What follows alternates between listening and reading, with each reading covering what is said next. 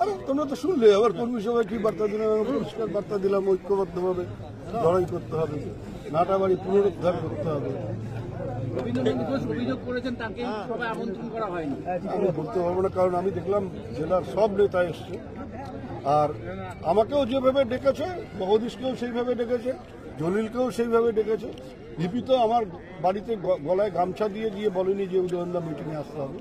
ও আমাকে একটা ফেসবুকে পোস্ট পাঠিয়েছে, হোয়াটসঅ্যাপে, যে অমুক তারিখে মিটিং আছে, আপনাকে থাকতে হবে। আমি এসছি। বিজয়ী কেন্দ্রের প্রাক্তন বিধায়ক ছিলেন, উনি নিজে বলেছেন যে ওনাকে ডাকাই হয়নি। কিছু এইটা আমি বলতে পারবো না, না ডাকা হলে পরে খারাপ হয়েছে, কিন্তু আমি জানি হিপি যা মানে একেবারে করে কাজ করে, খুঁটিয়ে খুঁটিয়ে সব দেখে নিয়ে কাজ করে। হিপির পক্ষে এই ধরনের ভুল করা, এটা আমি করতে পারি, অবশ্যই এই ধরনের কাজ করতে পারে, কিন্তু হিপি এই ধরনের ভুল করবে বলে আমার মনে হয় না। দাদা ফেসবুকে মানে হুমকি একটা পোস্ট আসছে, তারা তো কিন্তু প্রকৃত তৃণমূল কর্মী। আমি জানি না ওটা তৃণমূল কর্মী না বিজেপি কর্মী, এটা তো আর লেখা নেই। বলা হয়েছে যে বাজে কথা বললে দেখে না। কি বাজে কথা? একটা মিটিংয়ে কি একটা কেউ বাজে কথা বলতে পারে? কাউকে গালাগালি করতে পারে? কোনো খারাপ কথা বলতে পারে?